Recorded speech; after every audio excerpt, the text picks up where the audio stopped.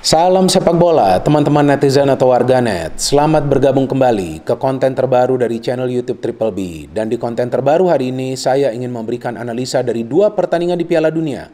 Yang pertama adalah antara Belgia lawan Maroko, yang berakhir untuk kemenangan Maroko dengan skor 0-2. Yang kedua adalah antara Spanyol lawan Jerman, yang berakhir dengan skor imbang 1-1. Dengan kemenangan ini berarti Maroko buka peluang yang besar untuk lolos ke babak selanjutnya. Sedangkan bagi Jerman dengan hasil imbang ini berarti mereka masih punya peluang untuk lolos ke babak selanjutnya. So how was the game teman-teman? Ternyata ada kejutan lagi ya di Piala Dunia. Maroko bisa menang lawan Belgia dan tidak kemasukan gol. Berarti dalam dua pertandingan terakhir mereka Maroko tidak kemasukan gol di Piala Dunia. Sebelumnya, mereka menahan finalis dari Piala Dunia tahun 2018 Kroasia dengan hasil imbang 0-0. Dan di pertandingan kedua ini mereka menciptakan kejutan dengan mengalahkan Belgia dengan skor yang sangat meyakinkan 0-2. Padahal Belgia kita tahu punya materi pemain yang jauh lebih baik daripada Maroko kan? Kita semua familiar dengan nama-nama pemain yang berada di Belgia. Tapi ternyata secara permainan Maroko juga bisa memberikan perlawanan, bahkan dari segi total jumlah peluang yang berbahaya itu Maroko lebih unggul teman-teman. Kenapa bisa seperti itu? Ya karena Maroko bermain untuk bisa menyulitkan pertama-tama Belgia menciptakan banyak peluang. Maka itu di pertandingan ini Belgia tidak bisa menciptakan banyak peluang. Bagaimana caranya mereka menyulitkan Belgia untuk bisa menciptakan banyak peluang? Yaitu mengurung pergerakan dari dua kreator mereka. Yang pertama adalah Kevin De Bruyne, yang kedua adalah Eden Hazard. Maka itu di pertandingan ini dua pemain tersebut tidak bisa banyak berkontribusi. Jadi ketika dua otak permainan dari Belgia ini dikawal ketat, maka disitulah terlihat muncul kesulitan bagi Belgia. Meskipun ada pemain mereka yang di sektor wingback juga berkali-kali memberikan umpan. Namun ketika dua pemain tersebut dikawal dan juga pada saat para pemain Maroko ini bisa menyusun serangan balik yang rapi, nah terlihatlah mereka juga bisa menciptakan kepanikan di lini pertahanan dari Belgia. Maka itu mereka bisa create lebih banyak chances yang berbahaya atau istilah kerennya itu big chances. Hakim Ziyech menurut saya adalah pemain terbaik bagi Maroko di pertandingan kemarin malam. Luar biasa permainan dia. Tampaklah dia bermain all out. Sepertinya dia ingin membuktikan pelatihnya di Chelsea bahwa dia sebetulnya layak bermain sebagai pemain inti.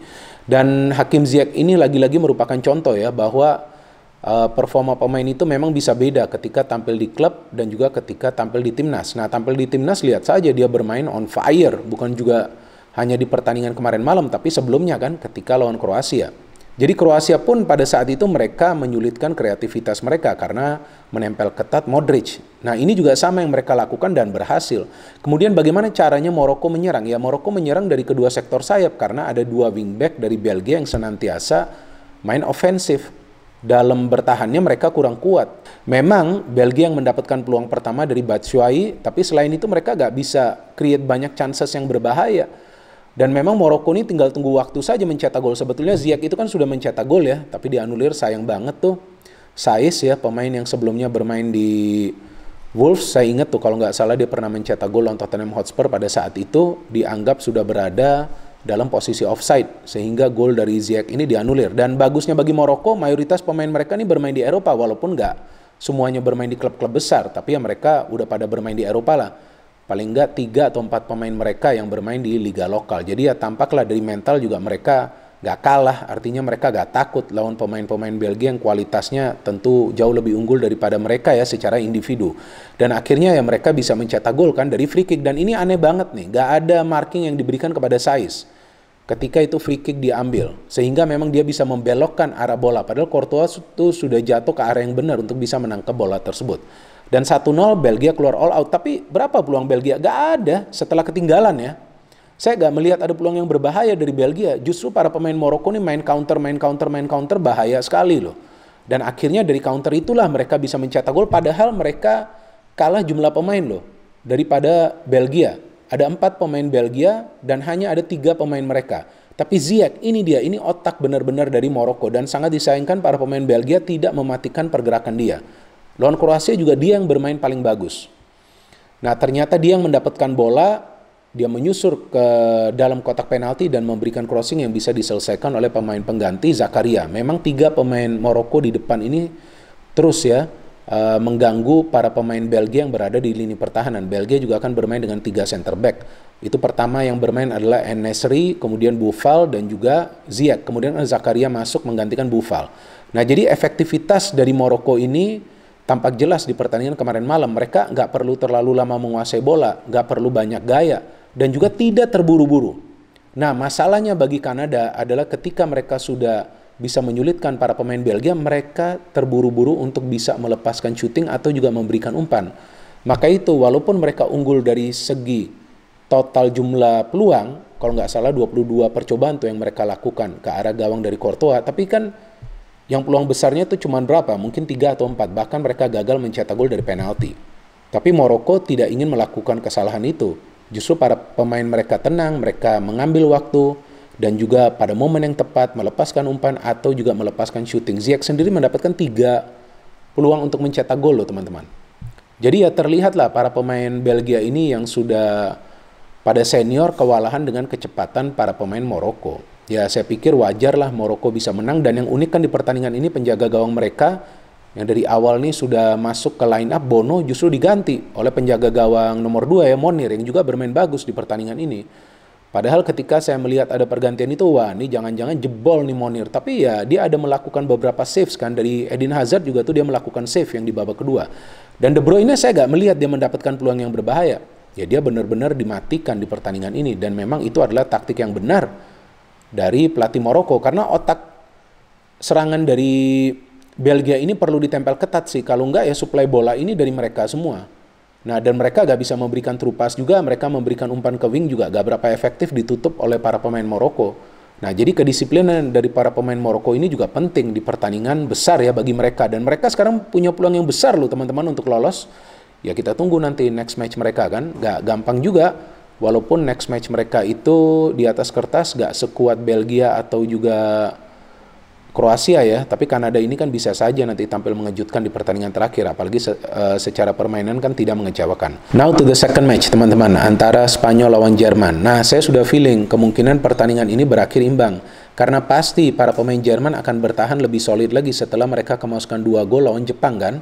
Nah dan terlihat memang para pemain Jerman di pertandingan dini hari tadi menahan diri, mereka gak berani bermain all out. Sedangkan dari Spanyol seperti biasa, format permainannya mengandalkan ball possession, satu sentuhan passing, dan juga cepat coba untuk menciptakan peluang ke arah gawang tim lawan. Dan memang mereka yang mendapatkan peluang pertama kan, itu ketika ada kombinasi passing antara Pedri dan Gavi yang almost shooting tapi bisa di-save oleh Neuer. Dan tampaknya ini pertandingan juga bukan saja antara Spanyol lawan Jerman, tapi juga antara Barcelona lawan Munchen. Karena banyak pemain dari kedua klub tersebut kan di 2 timnas ini. Bahkan di starting lineup ada 5 pemain dari Barcelona di Spanyol dan ada 6 pemain dari Munchen di Jerman. Dan jika di level klub itu Munchen yang biasa selalu menang dan juga tampil dominan, tapi justru di permainan dini hari tadi tampak Spanyol lebih dominan. Mereka cepat banget bisa menyusun serangan ke ruang pertahanan dari Jerman. Apalagi kita melihat bahwa mereka mengandalkan speed ya. Jadi bukan cuma teknik tapi speed, kecepatan. Dan memang Spanyol punya banyak pemain muda kan. Nah, saya melihat keunggulan Spanyol ini adalah dari segi kecepatan para pemain mereka dan juga kecerdasan para pemain mereka. Jadi ini bukan saja main teknik, tapi juga main dengan intelijensia yang tinggi. Cuman ya memang penjaga gawang mereka nih masih agak mengkhawatirkan ya, Unai Simon ya. Dia ada melakukan 2 kesalahan juga di pertandingan ini. Nah Jerman sebetulnya di pertandingan ini coba untuk mengontrol tempo permainan. Mereka tidak ingin terpancing dengan permainan cepat dari Spanyol. Tapi ya itu juga menyulitkan mereka juga karena mereka tampak terkurung. Dan memang masalah dari Spanyol juga kadang-kadang adalah dalam urusan mencetak gol kan. Walaupun mereka bisa menang lawan Costa Rica dengan skor 7-0. Tapi kan Costa Rica bukan Jerman. Penjaga gawang Costa Rica memang nafas bagus ketika di level klub. Tapi kan di timnas biasa aja. Beda lah dengan Neuer yang konsisten di level klub dan juga di level timnas kan. Dan Jerman juga sama seperti Spanyol kan punya masalah lah dalam mencetak gol. Karena sekarang mereka gak punya striker seperti sebelumnya. Ada Klose, ada Bierhoff, ada Klinsmann, ada juga Voller. Dan kali ini yang turun adalah Müller sebagai striker palsu. Dari permainan terlihat Spanyol unggul jauh ya, tapi sangat disayangkan mereka gak bisa mencetak gol di babak pertama. Ferran Torres ini yang saya melihat kurang rapi dalam mengeksekusi sebuah peluang. Dan Jerman sebetulnya sudah mencetak gol Rudiger tapi dianulir ya karena memang offside. Dan Jerman cuma bisa menciptakan 2 peluang di babak pertama itu dari Gnabry dan juga dari Rudiger ya, Rudiger satu lagi tuh bisa di-save oleh Unai Simon. Sedangkan Spanyol nih, wah bisa menciptakan 3-4 peluang di babak pertama saja. Nah, saya menunggu apakah Luis Enrique akan melakukan pergantian pemain atau tidak di babak kedua ini. Dan ternyata dia lakukan itu ketika dia menarik keluar Ferran Torres dan memainkan Morata. Dan betul Morata memberikan jawaban kan. Ketika Alba memberikan umpan dan dia bisa mencetak gol. Alba saja yang jarang mendapatkan tempat di Barcelona sebagai pemain inti bermain bagus. Kemudian Busquets yang biasa dianggap titik lemah di Barca bermain bagus ya karena konsep permainannya membuat mereka nyaman, tiki taka kan. Dan ternyata Jerman bisa menyamakan kedudukan. Nah ini karena ada Sané yang masuk.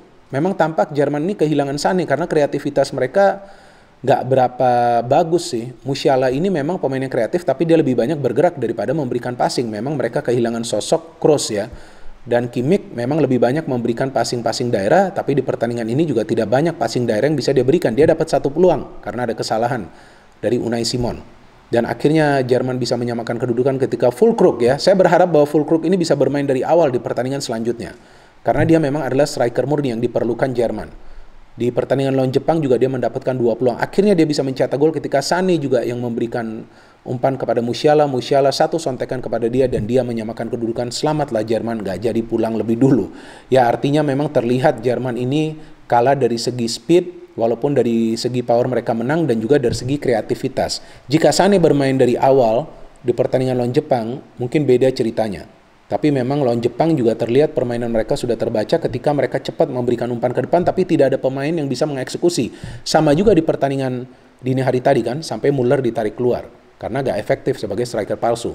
Nah ada baiknya jika striker natural yang dimainkan seperti Füllkrug dan umpan-umpan lebih baik lagi dari tengah. Jadi Jerman masih punya peluang teman-teman. Pertandingan terakhir mereka lawan Costa Rica.